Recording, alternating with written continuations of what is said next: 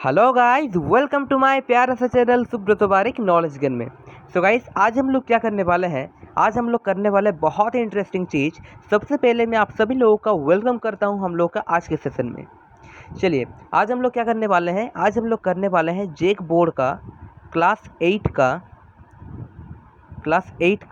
Science, class 8 का science और term 1 का। कौन वाला? टर्म 1 का, यानी जो वाला हम लोगों का 10 मई को आने वाला है। 10 मई को आप लोगों का एग्जाम है ना, तो 10 मई में जितना भी क्वेश्चन आने वाला है, आज का वीडियो सिर्फ आप एक बार देख लीजिए। और आप लोगों को किसी भी बुक पढ़ने की ज़रूरत नहीं है साइंस एग्जाम के लिए। स्पेशली हम लोग आज फिजिक्स, केमिस्ट्री और बायोलॉजी तीनों करवाएंगे साइंस के अंदर। ठीक है, तो चलिए स्टार्ट करते हैं। सबसे पहले मैं आप लोगों को बता दूं, जो साइंस का जो आप लोगों का एग्ज़ाम है 10 मई को जो होने वाला है, उसके अंदर आप लोगों का 3 टाइप होगा। साइंस का 3 भाग होता है, हम लोग जानते हैं। एक होता है फिजिक्स, एक होता है बायोलॉजी और एक होता है केमिस्ट्री। फिजिक्स यानी भौतिकी, बायोलॉजी यानी जीव विज्ञान, केमिस्ट्री यानी रासायनिक। ठीक है, तो देखिए मैं आप लोगों का सिलेबस बता देता हूँ किस टाइप से और क्या क्या और कैसे आने वाला है। ठीक है, देखिए फिजिक्स का आप लोगों के 10 मई में जो एग्ज़ाम है, फिजिक्स में से आपका 2 चैप्टर में से आपका एग्जाम में क्वेश्चन आएगा। क्या क्या चैप्टर? एक है विद्युत धारा के रासायनिक प्रभाव और एक है बल तथा दाब। ये दोनों चैप्टर से ही आप लोगों का एग्जाम में पूछे जाएगा और अलग किसी भी चैप्टर से पूछा नहीं जाएगा। ठीक है, अब देखिए नेक्स्ट बायोलॉजी में आप लोगों का 3 चैप्टर से पूछा जाएगा क्वेश्चन। क्या क्या चैप्टर? एक है जंतुओं में जनन, दूसरा है कोशिका और तीसरा नंबर में है आपका सूक्ष्मजीव। ठीक है, अब देखिए केमिस्ट्री में भी आप लोगों का 2 चैप्टर से पूछा जाएगा। एक है धातु अधातु, ठीक है, और अलग क्या है याद नहीं आ रहा है। ठीक है, तो ऐसे टोटल आप लोगों का टोटल 3, 2, 5 और 2, 7, यानी टोटल 7 चैप्टर से आप लोगों का क्वेश्चन पूछा जाएगा टर्म 1 में 10 मई को। यानी 10 मई को आप लोगों का इसी 7 चैप्टर से क्वेश्चन पूछेगा। और ये वीडियो पूरा देख लीजिए, थोड़ा सा भी स्किप मत कीजिएगा, नहीं तो समझ में नहीं आएगा। पूरा वीडियो देख लीजिए, इसी में से ही क्वेश्चन आप लोगों का आने वाला है। ठीक है, और एक चीज़, मैं जो आज को जो जितना भी क्वेश्चन मैं आप लोगों को कराने वाला हूँ और जितना भी कॉन्सेप्ट आपको देने वाला हूँ, ये सभी कॉन्सेप्ट प्रीवियस ईयर क्वेश्चन है। PYQ प्रीवियस ईयर क्वेश्चन, यानी पिछले साल जितना भी एग्जाम हुआ है 8 बोर्ड 2018 से, टोटल जितना भी क्वेश्चन आया है उसी में से ही ये वाला आएगा। और मॉडल सेट से भी ये वाला क्वेश्चन लिया हुआ है। ठीक है, चलिए स्टार्ट करते हैं हम लोग आज के सेशन। सबसे पहले हम लोग स्टार्ट करेंगे भौतिकी यानी फिजिक्स। सबसे पहले हम लोग स्टार्ट करेंगे फिजिक्स।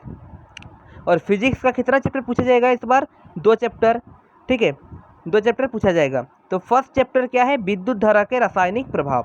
तो स्टार्ट करते हैं हम लोग आज का सेशन। चलिए क्या क्या बोला है देखिए, आप लोग कॉपी पेन में नोट करते जाइए।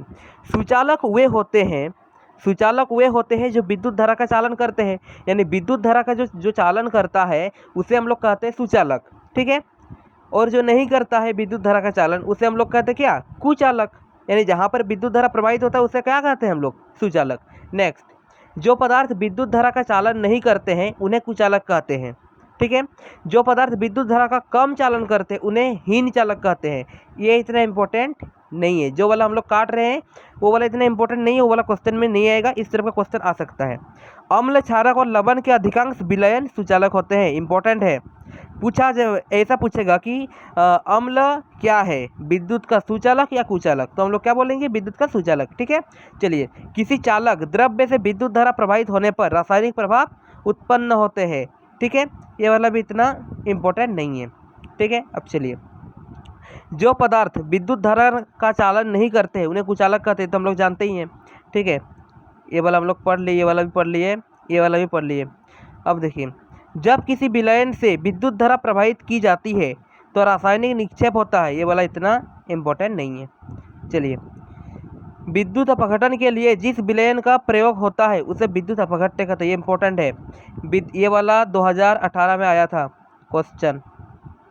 ठीक है, अब देखिए, विद्युत धारा द्वारा किसी पदार्थ पर इच्छित धातु की परत निक्षेपित करने की प्रक्रिया को विद्युत लेपन कहते हैं। ये वाला क्वेश्चन किस प्रकार के देगा? देखिए, ये वाला दिया रहेगा, इसका डेफिनेशन दिया रहेगा और 4 ऑप्शन रहेगा। एक होगा विद्युत लेपन, विद्युत अपघट्य, और एक होगा अलग, और एक होगा इनमें से कोई नहीं। तो आप लोग कहाँ पे देंगे? विद्युत लेपन में। ठीक है, तो ये वाला थोड़ा सा याद करके जाइएगा, वेरी वेरी इंपॉर्टेंट है।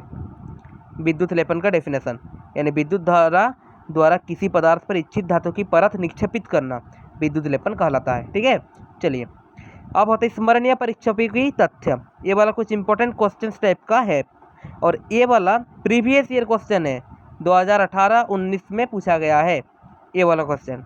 देखिए क्या है, जब चालक विलयन में विद्युत धारा प्रवाहित की जाती है तब विलयन के रंग में परिवर्तित होता है। यह संकेत क्या करता है, यह संकेत करता है विद्युत धारा के रासायनिक प्रभाव, इसी को विद्युत धारा के रासायनिक प्रभाव कहते हैं। ये सब क्वेश्चन बहुत इंपॉर्टेंट है, वेरी वेरी इंपॉर्टेंट। और जो वाला VBI दिया जा रहा है समझ लीजिएगा उसमें से क्वेश्चन आने ही वाला है 100%। अब देखिए नेक्स्ट, जब कॉपर सल्फेट के विलयन से विद्युत धारा प्रवाहित की जाती है तो बैटरी के किस टर्मिनल से संयोजित प्लेट पर कॉपर निक्षेपित करते हैं, माइनस टर्मिनल पर। एक होता है प्लस, एक होता है माइनस, ये होता है माइनस टर्मिनल से, समझ में आया, यानी ऋण। और 3 नंबर क्वेश्चन देखिए, विद्युत धारा की सहायता से किसी धातु की सतह पर इच्छित धातु की परत निक्षेपित करने की प्रक्रिया को कहते हैं विद्युत लेपन। आया ना क्वेश्चन, इसी टाइप का क्वेश्चन आता है। अब देखिए, जब कॉपर सल्फेट विलयन से विद्युत धारा प्रवाहित की जाती है, ये वाला तो देखे हम लोग किए, ये वाला भी कर लिए। ठीक है, अब देखिए कौन सी ऐसी धातु है जिसके विद्युत लेपन के द्वारा किसी वस्तु की चमक को बढ़ाया जाता है, यह होता है क्रोमियम। ये बहुत इंपॉर्टेंट क्वेश्चन है। ठीक है, अब देखिए साइकिल के हैंडल में तथा पहियों के रिम को चमकदार बनाने के लिए किसका उपयोग किया जाता है, क्रोमियम का। ये भी बहुत इंपॉर्टेंट है। लोहे के पुलों को जंग से बचाने के लिए जिंक का उपयोग करते हैं, ये बहुत इंपॉर्टेंट है। इस टाइप के क्वेश्चन आप लोग देख लीजिए, स्क्रीनशॉट लेते जाइए और पढ़ते जाइए। वीडियो को बार बार देखिए, एक बार देखिए, बिना स्पीक करके देखिए तो आपका समझ में आएगा। ठीक है, खाद्य पदार्थों को संरक्षित करने के लिए हम लोग लोहे के डिब्बे पर किस धातु का विद्युत लेपन चढ़ाते हैं, टीन का। किसका, टीन का। जैसे सरसों का तेल का देखें ना, वो टीन के डब्बा में रहता है। ठीक है, टीन का चढ़ाते हैं। देखिए, नींबू का रस, नल का पानी, सिरका और खाद्य तेल में से कौन सा घोल विद्युत का अच्छा सुचालक है, नींबू का रस। नींबू का रस सबसे अच्छा सुचालक है। क्यों, वहाँ पर क्या होता है, एसिड होता है। ठीक है, अब चलिए, नींबू पानी, अशुद्ध जल, सिरका और साबुन पानी में से कौन सा पदार्थ विद्युत का हीन चालक है, यानी कम चालक है, वो होता है अशुद्ध जल। ठीक है, अब देखिए LED डेज विद्युत धारा प्रवाहित होने पर भी दीप्त होता है, कमजोर। यानी जब आपका विद्युत, यानी जब आपका वोल्टेज कम रहेगा, जब आपका वोल्टेज कम रहेगा तब अगर LED भी होता है तो ज़्यादा प्रकाश देता है, तो यहाँ पर होगा कमजोर। ठीक है, अब देखिए, बिजली मिस्त्री हाथ में रबड़ के दस्ताने पहनकर काम करता है क्योंकि हाथ में बिजली का झटका नहीं लगता है। ठीक है, पढ़ते जाइए। अब देखिए, इलेक्ट्रॉनों के प्रवाह को क्या कहते हैं, विद्युत धारा कहते हैं। ठीक है, विद्युत धारा उत्पन्न करता है कौन, केवल ऊष्मीय प्रभाव, सही है, केवल रासायनिक प्रभाव, सही है, केवल चुंबकीय प्रभाव, सही है, यानी उपयुक्त तीनों सभी। ठीक है, अब देखिए, जब चालक विलयन में विद्युत धारा प्रवाहित की जाती है तब विलयन के रंग में परिवर्तित होता है, यह संकेत करता है विद्युत धारा के रासायनिक प्रभाव का। ये बहुत इंपॉर्टेंट है इस टाइप के क्वेश्चन। ठीक है, देखिए, निम्नलिखित में से कौन सा घोल विद्युत का सुचालक है, हमेशा नींबू का रस, हम लोग तब भी देखे थे। ठीक है, अब देखिए, कौन सा पदार्थ विद्युत का कुचालक है, नींबू पानी, साबुन पानी, अशुद्ध शुद्ध जल। ठीक है, अब चलिए, LED देश, ये वाला क्या होगा, कमजोर होगा। लोहे के पुलों को रंग करने के लिए किसका करते हैं, क्रोमियम का।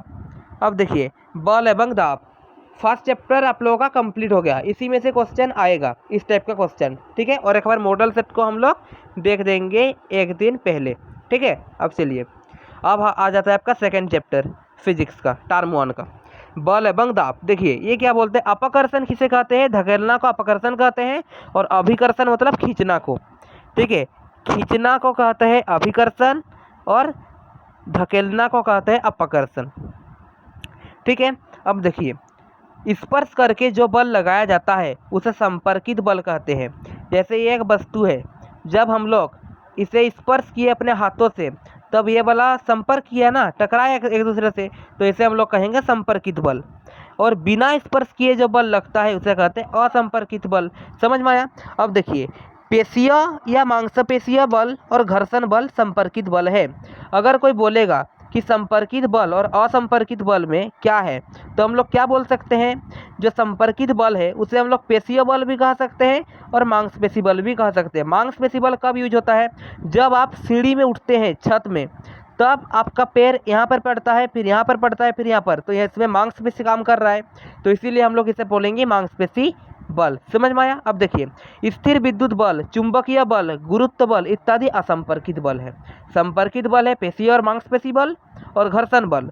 और असंपर्कित बल कौन है? स्थिर विद्युत बल, चुंबकीय बल और गुरुत्व बल। ठीक है, अब देखिए बल का SI मात्रक क्या है? न्यूटन। ये बहुत इंपॉर्टेंट क्वेश्चन, ये आएगा ही आएगा। ये आपका मॉडल सेट में भी था 2022 2021 का, 2020 का भी था, 2019 का भी था और 2018 के एग्जाम में ये आया भी था और 20 का भी, 19 का भी। ठीक है, बहुत इंपॉर्टेंट है। 1 किलोग्राम भार 9.8 न्यूटन के बराबर होता है। ये भी आपका मॉडल सेट में था 2021 का, 22 का तो आने वाला है। ठीक है, और 19 में ये वाला आया भी था। अब देखिए जानवर या मनुष्य द्वारा लगाए गए बल को मांसपेशी बल कहते हैं। ठीक है, अब देखिए चुंबक द्वारा लगाए गए बल को चुंबकीय बल कहते हैं। बहुत इजी टर्म है ये, इसको पढ़ते जाइए, आप लोग का एग्जाम में आएगा ही आएगा। MCQ इसी टाइप का होता है। ठीक है, अब देखिए पृथ्वी द्वारा लगाए गए बल को गुरुत्व बल कहते हैं। हम लोग जानते हैं पृथ्वी द्वारा लगाए गए बल को क्या कहते हैं? गुरुत्व बल, जिसे G से डेनोट करते हैं, दर्शाते हैं। और G इक्वल्स टू क्या होता है? 9.8। ठीक है, अब देखिए तरल पदार्थ पर कार्यरत दबाव, ये वाला इतना इंपॉर्टेंट नहीं है। चलिए, बालों को कंघी से रगड़ने से स्थिर विद्युत बल उत्पन्न होता है। ये वाला याद रखना, पूछ देगा कि बालों को कंघी से रगड़ने से किस बल का उत्पन्न होता है, तो हम लोग क्या बोलेंगे? स्थिर विद्युत बल। ठीक है, अब देखिए प्रति इकाई क्षेत्रफल पर लगाने वाले बल का दाब कहते हैं, ये हम लोग जानते हैं। और दाब का SI मात्रक क्या होता है? न्यूटन प्रति मीटर या फिर पास्कल। ठीक है, अब देखिए ये इसका फॉर्मूला हो गया। और देखिए विपरीत दिशा में कार्यरत बलों F1 तथा F2, एक F1 और एक F2, परिणामी बल F1 माइनस F2 होता है। ये वाला याद रखना, अगर F1 और F2 विपरीत दिशा में लग रहा है तो इसका आंसर क्या होगा? F1 minus F2। ठीक है, अब देखिए बल का मानक मात्रा यानी SI मात्रक क्या होता है? न्यूटन होता है, जानते हैं। अब देखिए गिरती हुई किसी वस्तु में कौन सा बल लगता है? गुरुत्वाकर्षण बल हम लोग जानते हैं, न्यूटन ने निकाला था। जब एक पेड़ में से जब एक एप्पल गिर गया, एक सेब गिर गया, तो उसमें हम लोग क्या निकाले? गुरुत्वाकर्षण बल। और कौन निकाला उसे? न्यूटन ने निकाला। ठीक है, ये वाला 9 में पढ़ेंगे आप लोग, तो सिर्फ इतना तो याद रखिए कि गिरती हुई किसी वस्तु में कौन सी बल लगता है? गुरुत्वाकर्षण बल। ठीक है, याद रखने वाली चीज़ है ये सब। अब देखिए एक आवेशित वस्तु अनावेशित वस्तु का क्या करता है? आकर्षण करता है। ये वाला पढ़ लीजिए, आंसर दिया हुआ है, पढ़ लीजिए, वीडियो बड़ा होता जा रहा है। ठीक है, आवेश कितने प्रकार का होता है? 2 प्रकार का होता है। कौन कौन? ऋण आवेश और धन आवेश। जो इंपॉर्टेंट है मैं उसे दिखा दे रहा हूँ। ठीक है, ये सब पढ़ने के चांसेस है। देखिए फिर से देखिए, विपरीत आवेशों के बीच क्या होता है? आकर्षण। विपरीत यानी प्लस और माइनस में क्या होता है? आकर्षण। और प्लस और प्लस में क्या होता है? प्रतिकर्षण या विकर्षण। ठीक है, इसमें होता है आकर्षण यानी अट्रैक्शन, और इसमें होता है विकर्षण या प्रतिकर्षण यानी रिपल्सन। अब देखिए बल का मात्रक क्या है? न्यूटन, जानते हैं। उस राशि का नाम बताइए जिसका मात्रक न्यूटन है। भार। अब देखिए 1 किलोग्राम भार है 9.8 न्यूटन। दाब का अंतर्राष्ट्रीय SI मात्रक क्या होता है? न्यूटन प्रति वर्ग मीटर। प्रति इकाई क्षेत्रफल दाब। विपरीत दिशा में क्या होता है? F1 माइनस F2 हम लोग जानते पढ़े थे। अब देखिए आवेशित को विद्युत बल।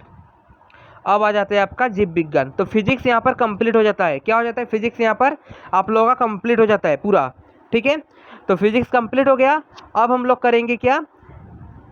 जीव विज्ञान यानी बायोलॉजी। और बायोलॉजी कंप्लीट कर लेने के बाद हम लोग करेंगे क्या?